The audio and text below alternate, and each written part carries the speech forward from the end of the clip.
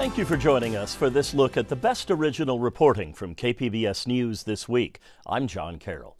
Coming up, a dive into some of the local races in the March primary. It's part of our election coverage as ballots start to arrive in mailboxes. Lunar New Year arrives this weekend. Arts reporter Beth Accomando explores the tradition of the lion dance. And the Coronado Library is targeted by some conservative critics who question policies around content for kids. We start with one of the stories that got the most attention from our audience this week.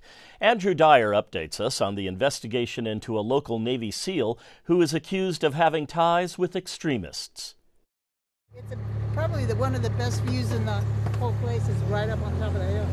Judy Bailey Savage drives her side-by-side ATV along the fence of her ranch in Temecula. There's Big Bear over there. That's the other range. There's Lake Skinner. Atop a hill overlooking Temecula's wine country, Savage points out the expanse of Savage Ranch. The Savage Ranch goes from back here all the way up past there and the lot in front of it. So it's fairly large. She says because the ranch serves as a refuge for queer people, she's been threatened. In the spring of 2023, the Temecula Valley School Board rejected the state social studies curriculum over its material covering gay rights. The moves mobilized LGBTQ activists as well as those on the far right. Among those, active duty Navy SEAL Bryce Henson, who began traveling up and down Southern California speaking at school boards and city councils against critical race theory and LGBTQ issues. Henson often attended rallies and meetings alongside members of the Proud Boys and other extremist groups. In November, the Navy launched an investigation into him. But Savage says she told the Navy about Henson months earlier, after he allegedly threatened her during a late-night phone call. And I asked him, why are you stalking me? Why are you calling me, stalking me, after he came unhinged like the second time? And he goes, well, I've already surveilled your property. Savage isn't the only activist who says Henson's threatened them. Last month, Henson sent a video of himself in his Navy uniform shooting guns to an Instagram account called the Charty Bee. The owner of the account says she took it as a threat and spoke to us on condition of anonymity. It's scary having somebody send you threatening messages when they've been trained by the U.S. military to be a killing machine. Felt very threatening. To me, it's clearly threatening. He said, share with your friends was his message with it. And he had sent me other messages before saying, show your face. Bishop Garrison is a senior fellow with the National Security Institute at George Mason Law School. He led the Pentagon's working group that helped craft new rules on extremism in the military. While he didn't comment specifically on Henson, he says it's important for the Pentagon to investigate allegations of extremism among the ranks. This activity has a direct outsized impact. Not only can you deteriorate unit cohesion, not only can you disrupt the good order and discipline of units, people get hurt. He says policy on extremist behavior is written broadly. For more to be done, other action is needed. What we need is for elected officials, particularly members of Congress, to stand up and make some very specific laws and rules around what our expectations of this type of behavior really truly should be. Back at Savage Ranch, another Temecula activist, Pastor Rachel Dennis, says Henson and his thousands of followers have people in the LGBTQ community scared. We see that extremism and the language on his Instagram, which can then produce the violence in some people, and so sometimes, we're sitting out here scared, honestly. In an emailed statement, Henson didn't comment on the allegations. Instead, he writes that he's a father who's being smeared. The Navy classifies Henson's investigation as administrative and says it won't comment on any action it takes. A Navy official with knowledge of the case says the investigation into the SEAL found he didn't violate the Pentagon's extremism rules, but did find he'd engaged in threatening behavior. The official says Henson could receive minor punishment, but could also face more serious repercussions, such as being kicked out of the SEALs or the Navy altogether. Andrew Dyer, KPBS News. Our coverage this week includes a follow-up to that story from Andrew Dyer and leaked audio allegedly from Henson on social media. You can find that story at kpbs.org. Coronado is among the latest communities dealing with a debate over religious and LGBTQ content in libraries. Amitha Sharma shows us how national attention has led to threats against library staff. This Fox News segment featuring Coronado resident Rachel Reyes ran during the holidays. There's a new war on Christmas, and Navy SEAL wives are fighting on the front lines. They're claiming the Coronado, California Public Library is refusing to let them have veterans read patriotic books, and even books about Christmas to children. The moms claim instead the library is promoting sexually explicit books to minors. The holidays are over, but the controversy, fueled in part by the segment, continues. Coronado officials are now working on a response to a demand letter sent by Reyes' lawyer, Jeffrey Hall. Hall states that the library discriminated against Reyes by refusing her request to host a story time on the origins of Christmas from a Christian viewpoint, on grounds that it violates the separation of church and state. Coronado officials refused to comment, but Carl Luna, president of Friends of the Coronado Public Library, says Reyes was not the victim of discrimination. You don't get to walk into any public library and say, I'm going to take that chair and do a program and call it a library program. The story times are a core library function. It's something that if you're going to do a story time at this library and any other library, it has to be run by the library. They're liable for content. They have to go through the books. Luna also rejects the narrative that the Coronado Library is unpatriotic. We have story times which bring in our military families. A big supporter of 4th of July parade. We have military exhibits at the library. In addition to that, there's a veterans and military active duty personnel resource center with staff dedicated to helping them with anything they need as they transition to life in Coronado and dealing with military programs. There's a huge military collection here. Following the coverage from Fox and other news outlets, library staff received dozens of vicious online messages, including threats like this one, quote, "Will the staff please pour gasoline on their bodies and torch themselves?" Luna says the hostilities spread fear among the library staff. When you are saying things like that to another person, it doesn't matter the underlying cause, whatever righteousness you may think was on your side, you are deliberately trying to create terror in somebody else. That is an evil thing to do. You want to have a conversation, have one. Don't be doing this. Coronado resident Jessica Tompane is married to a former Navy SEAL and is also represented by Hall in the dispute with the library. She says the vitriol goes both ways. We're being called bigots, people of hate, KKK, Karens, Nazis. I mean, you name it, we've been called it. Tompane objects to certain pictures and books in the children's section. One such book is The Rainbow Parade. It was read during toddler story time at the library last June. The premise of the book is uplifting. It's the story itself is okay. The illustrations are what are really called into question. One shows the back of a nude man. Another smaller one shows a male couple in what looks like BDSM gear. Tompane says she's not advocating for censorship or book bans, just for common sense.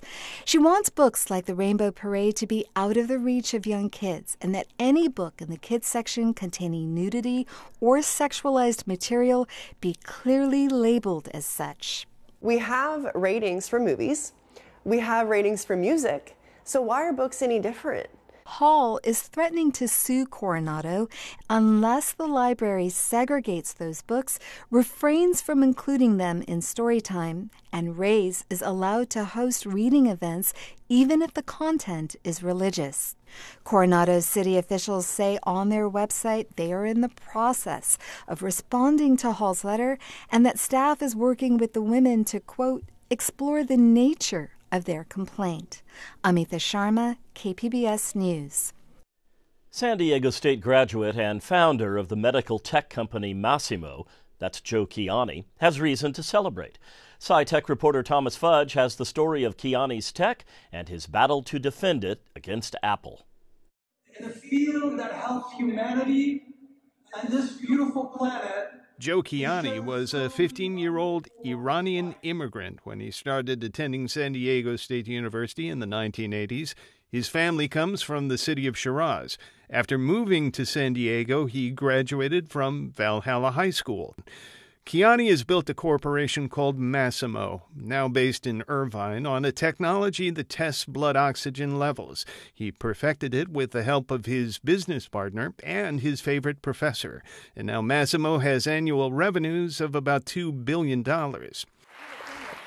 Speaking at a San Diego State lecture series, Kiani said his approach to business and life is to know that there are some problems that are way too big for one person to solve. If you try to attack those, you may not get anywhere. You may harm yourself and people you love. But you should go after the things you can fix, the things that are your size, maybe a little bit bigger than you. And I think if you do that, that will be your legacy. Pulse oximetry is the non-invasive way of measuring the oxygen saturation of hemoglobin, a protein in your red blood cells that delivers oxygen to your tissues. The technology is known to anybody who's had their blood oxygen level tested by placing a finger in a comfortable clamp during a hospital visit. It monitors the blood by shining lights through the skin. If you're breathing fine, if your heart's pumping right, you should be between 97 and 100%. But if your lung or heart has any problems, then that oxygen level could drop down to 80, 70, 60, to a level where people can't survive. Pulse oximetry predated Kiani's work, but the old technology had a problem. Fred Harris is an electrical engineer and longtime SDSU professor who Kiani sees as a mentor. He says body movement causes capillaries to close and stop blood flow. And when the capillaries close, there's no more fresh blood flowing, and the detector says not enough oxygen. Those false readings caused Kiani and his business partner, Mohammed Diab, to develop an innovation that had its origin in a class Harris taught about adaptive algorithms. They modified an algorithm that allowed pulse oximetry to spot the false oxygen readings. But Kiani has been forced to spend years protecting his invention. Harris says in the world of medical technology, it's not surprising. If you have a successful technology, then you're subject to attack by people with deep pockets. Simple as that. Kiani agrees. Big companies truly believe they can bury the small company with legal fees. So they take whatever they like, and they really assume you can't stand up to them. The legal battle with Apple began almost 10 years ago when Kiani met with Apple executives who were curious about his oximetry methods. Soon, he noticed some of his employees defecting to Apple. Ultimately, Apple included pulse oximetry technology in its Apple Watch. Massimo took them to court for patent infringement. Kiani doesn't hesitate to blast the computer giant. They stole our people. They stole our patents. They stole our property. And that's not unusual for them. A federal appeals court and the U.S. Patent and Trademark Office seem to agree with most of that. The court upheld Massimo's patents and forced Apple to remove pulse oximetry from their watches.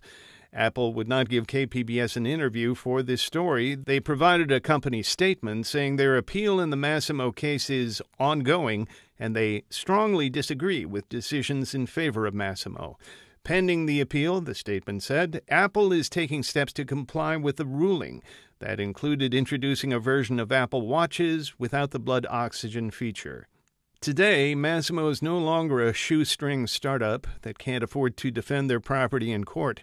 Kiani said he has acquired companies with promising technology, but he believes they were fair deals. We haven't forgotten who we were. I always root for innovators and small companies. But one thing I will guarantee you, we every time will respect other people's intellectual property.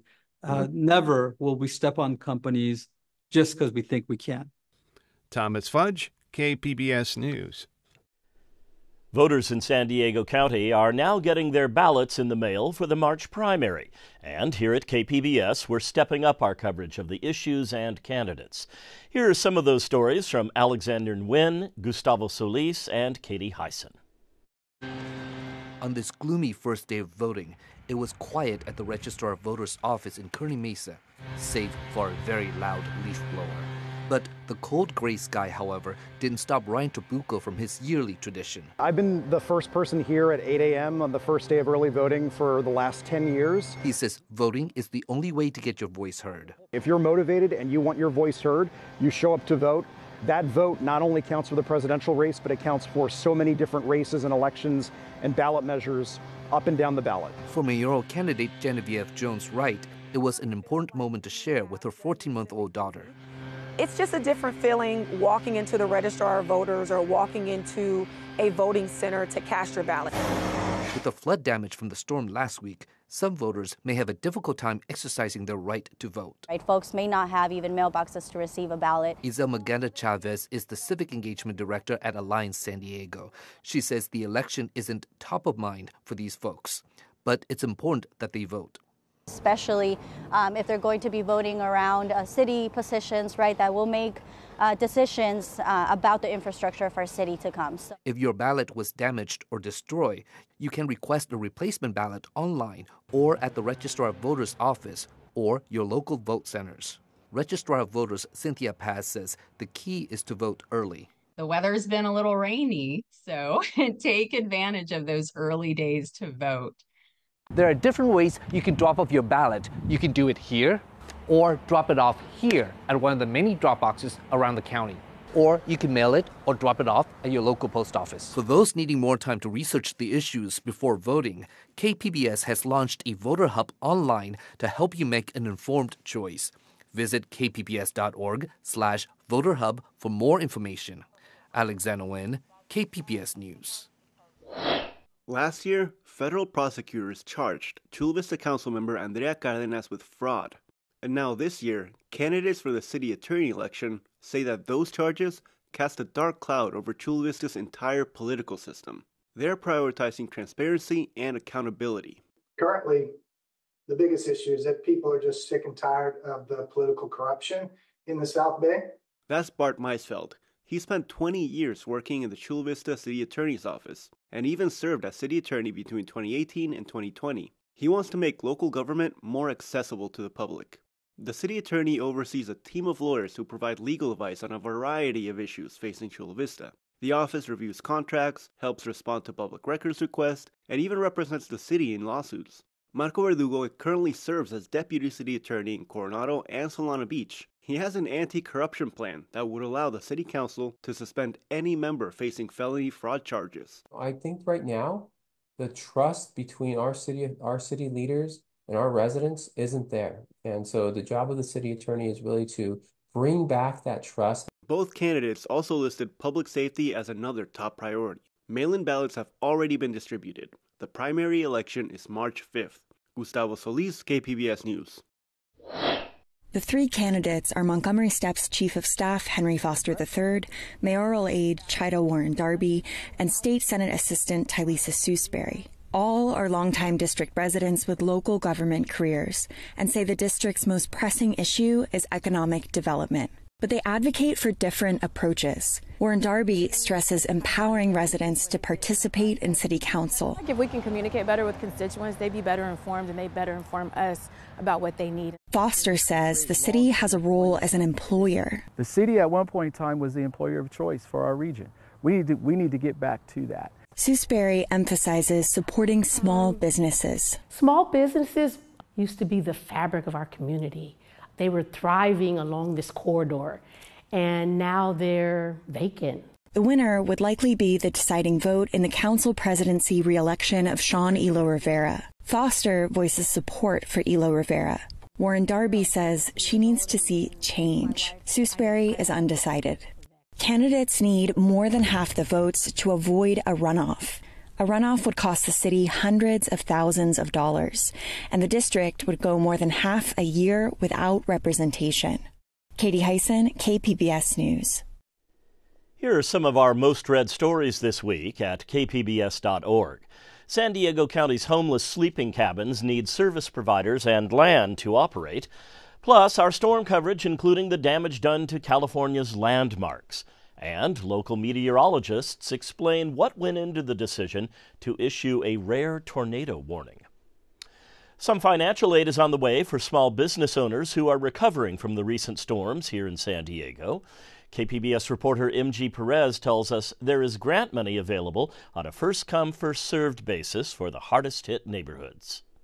Shantae Brown can't secure her wooden front gate. Because of the rain, it has swollen up.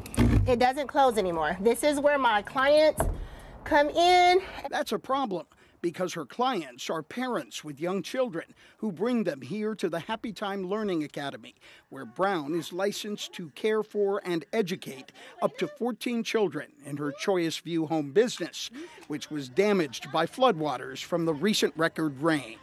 Wood damage, mold. It's making it come apart here. She's changing your diaper? Oh, she's the best. Happy Time Learning is a small business Brown and her husband have owned and operated for 27 years. We work paycheck to paycheck. We're regular, everyday people. We do this for the love of the kids, not to make a profit. So we don't know what we're going to be able to do. The Browns aren't alone. Small business owners across Southeast San Diego and other devastated areas continue cleanup and their conflict with insurance companies that have denied their claims. Many policies just don't cover storm and flood damage. Businesses of color and low-income communities suffer the worst outcomes, bear the greatest risk and damage from the effect of natural disasters. The San Diego Black Chamber of Commerce partnered with the Hispanic Chamber and the Asian Business Association are now in a coalition with the city and county of San Diego, announcing grant money they will make available to small business owners for up to $2,500. Applications open this Monday and will be considered in the order they are submitted. We simply can't afford to not support these small businesses, the jobs they provide, and the families they feed. There is also a county business emergency fund, and matching donations are being offered by the San Diego Foundation. We are here for you. Estamos aquí por ustedes. Unidos, estamos aquí para ustedes para ayudarlos. The coalition of support for renovation and restoration work is a start for small business owners, but it is not a complete solution. They are also waiting for word from the White House, which could bring federal funding. Until then, Shantae Brown says her faith will carry her through this. God's brought me this far, 27 years, as far as helping the community. He's gonna continue to cover us. So, yeah, it's gonna work out. What do you see, Pooh? MG Perez, KPBS News. This weekend marks the start of the Lunar New Year with the Year of the Dragon. Many Asian cultures celebrate Lunar New Year with varying traditions. KPBS arts reporter Beth Accomando explores one tradition, the lion dance. Growing up with a Chinese grandfather meant that my family got to celebrate Lunar New Year. My grandfather would tell us about being a boy in China and celebrating for 15 days with food, family, and of course, firecrackers. The ones he loved as a child were string firecrackers, made up of hundreds of little firecrackers braided together by their fuses. And when you lit one end of the braid, hundreds of these would explode one after the other. The firecrackers are supposed to ward off bad spirits and bad luck. But for a line dancer, the smoke and noise can be a challenge. That's why we tell our performers to wear masks and wear earplugs as well. Peter Kem is team leader and coordinator with San Diego Legendary Line Dance Association. Purpose behind line dance is to ward off evil spirits and bad luck and bring in the good luck and prosperity to any individual or group. When people see the line dance, it's not just a dance, it's basically a Chinese martial arts form. Line dances are a popular tradition in Asia during Lunar New Year, but you might wonder why a line, since lines are not native to China.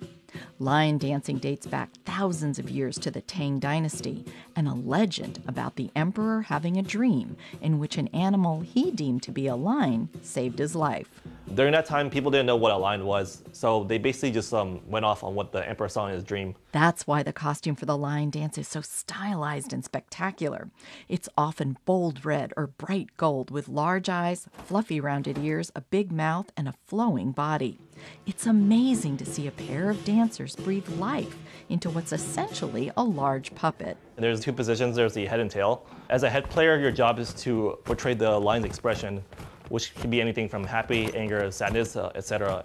As a tail, your job is to follow the head player's footwork, because whatever footwork the head does, the tail does with it, and being able to be synchronized in music. If you're doing stunts, the other jobs as a tail is be able to lift your partner up. The result is a fluid, graceful, and energetic performance in which a line might jump on tables, rise up on its hind legs, or prance around a crowd, all to very distinctive and vibrant music created by a trio of instruments. The drums, which is the heartbeat of the performance, the cymbals, and the gong. The head of the line can be extremely expressive as the dancer operates strings and levers to wiggle the ears, blink the eyes, and open and close the mouth.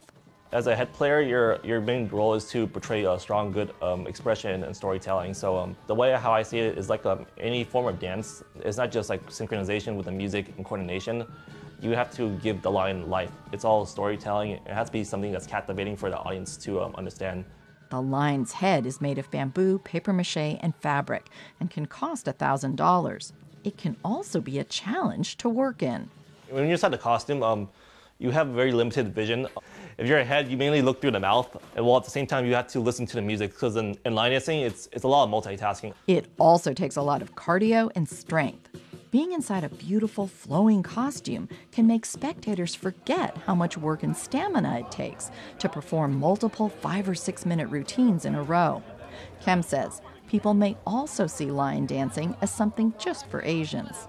We want people to see that line dance is for anyone, regardless of race, gender, or religion. San Diego Legendary Line Dance Association has been around since 2000, with male and female team members as young as 13. Our goal is to preserve and promote the Chinese culture. We are very proud and honored to still continue this art, and we hope that we can inspire more people in the young generations to be part of the Lions community.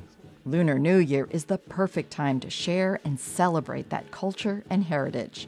Beth Accomando, KPBS News. That's cool. We hope you enjoyed this look at KPBS News this week. I'm John Carroll. Thanks for joining us.